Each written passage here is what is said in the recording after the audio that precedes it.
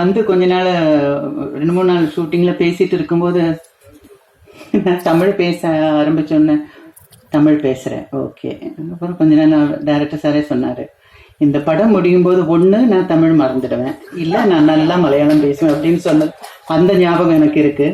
அப்புறம் வந்து அதுல ஒரு சீன் பண்ணும்போது அந்த நைட்டு லேட்டா வருவாரு, பாக்யராஜ் சாரும் கோபியும் லேட்டா வருவாங்க. வந்தோடனே இந்த வீடு வாடகைக்கு கொடுக்கும்போது உனக்கு நான் என்ன சொன்னேன் அப்படின்னு கேட்கும்போது எந்த பறஞ்சு அப்படின்னாங்க. 9 மணிக்கு மேல டோர் திறக்க மாட்டேன்னு சொன்ன ஞாபகம் இருக்கா அப்படின்னாங்க. ஆமா அப்படின்னு சொல்லிட்டு ஏதோ சொல்லும்போது என்ன மூஞ்சி சுழிச்சுக்கிட்டு பதில் வருது அப்படின்னு நான் கேட்பேன். அப்போ சார் வந்து அப்புறம் நான் சொல்லுவேன் கொஞ்சம் சிரிச்சுக்கிட்டு சொல்லாமன்னு சொல்லும்போது அவர் ஒரு மாதிரி மூஞ்சி வச்சுக்கிட்டு சிரிச்சுக்கிட்டு சொல்லுவாங்க. அப்போ அந்த டேக்ல நான் சொன்னேன், இதுக்கு முன்னால இருந்த மூஞ்சியே பரவாயில்ல அப்படின்ற மாதிரி நான் சொல்லுவேன். எனக்கு சொன்னதுக்கு அப்புறம் தான் சொல்லியிருக்க கூடாதோ அப்படின்னு ஃபீல் வந்து நான் சார் நான் அது சொன்னா பரவாயில்லையா அப்படின்னு கேட்டேன். சொல்லுங்க அப்படின்னாங்க. எனக்கு அது ரொம்ப ப்ரௌடா ஃபீல் பண்ணேன். ஏன்னா பெரிய டைரக்டர், அந்த டைம்ல நான் வந்து மலையாளத்துல இருந்து வந்திருக்கேன், புது ஆளு, பெரிய டைரக்டர், பெரிய ஒரு இடத்துல இருக்கிறவங்க வந்து வேண்டாம் அப்படியெல்லாம் சொல்லக்கூடாது அப்படின்னு வேணும்னா சார் சொல்லியிருக்கலாம். ஆனா நான் அந்த சொன்னது அந்த டயலாக் வந்து அந்த சினிமாவில பெரிய ஒரு எல்லாரும் பேசப்படுற ஒரு சீனா மாறிடுச்சு. அந்த டைம்ல என்ன திட்டாம என்கரேஜ் பண்ணதுக்கு ரொம்ப நன்றி மாதவன். என்ன சார் நினைச்சு அதெல்லாம் வேண்டாம், சொல்லி கொடுத்த சொன்னா போதும் அப்படின்னு. பட் ரொம்ப நல்ல நினைவுகள் தான் அந்த நாட்கள். பெரிய ஹிட்டா பண்ணி கொடுத்து கிளைமேக்ஸ் வந்து கொஞ்சம் லேட்டா தான் நம்ம ஷூட் பண்ணோம். பட் எனக்கு என்னோட என்ன சொல்றது கரியர்ல பெரிய ஒரு டேர்னிங் பாயிண்ட் கொடுத்த ஒரு ஃபிலிம்.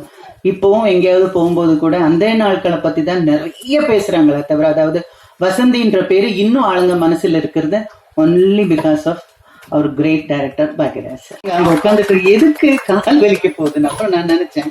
சரி அப்ப அவங்க சொன்னாங்க அந்த கேரக்டர் மேல இருக்கிற அந்த ஆர்வத்தில் உட்காந்துட்டு இருக்காங்க, கால் வலிச்ச போதுப்பா. எனவே இந்த ஃபங்க்ஷனுக்கு கூப்பிட்டதுக்கு ஃபர்ஸ்ட் கவிதாவுக்கு நான் நன்றி சொல்றேன்.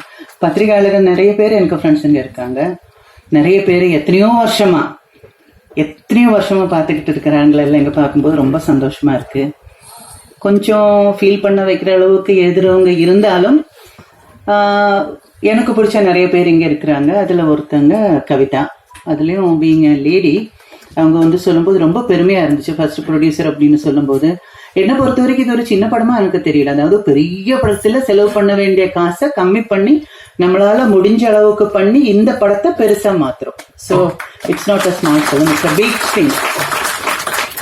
ஒரு தியாக சொன்ன மாதிரி இந்த மாதிரி நிறைய படங்கள் அவங்க பண்ணணும், படங்கள் ஹிட் ஆகணும், ஹிட் ஆகும். இதுல வந்து ட்ரெய்லர் பார்க்கும்போது எனக்கு பிடிச்ச ஒரு டயலாக் அது இருந்ததுன்னா அன்னைக்கே நான் கவிதா கிட்ட சொன்னேன், இருக்கிறவங்க எல்லாம் கெட்டவங்க தான், அது முடிச்சுட்டு 2 ரகம், ஒண்ணு வந்து மாட்டிக்கிறவங்க, ஒண்ணு வந்து மாட்டிக்காதவங்க. எனக்கு அந்த டயலாக் ரொம்ப பிடிச்சிருக்கு. அது இல்லாம இதுல பண்ணியிருக்கிற ஒவ்வொரு கேரக்டர்ஸும் அதுக்காக அவங்க செலக்ட் பண்ணியிருக்கிற ஃபேஸஸ் பொருத்தமா இருந்த மாதிரி நான் ஃபீல் பண்ணேன். அதுல நடிச்சிருக்கிற எல்லாருக்கும் என்னோட வாழ்த்துக்கள். இந்த படம் பெரிய வெற்றி ஆகணும். அதுவும் இல்லாம வெற்றிகரமான ஒரு வழிக்கு கொண்டு போக வேண்டியது உங்க நண்பர்கள், பத்திரிகையாளர்கள் கொண்டு போகணும்.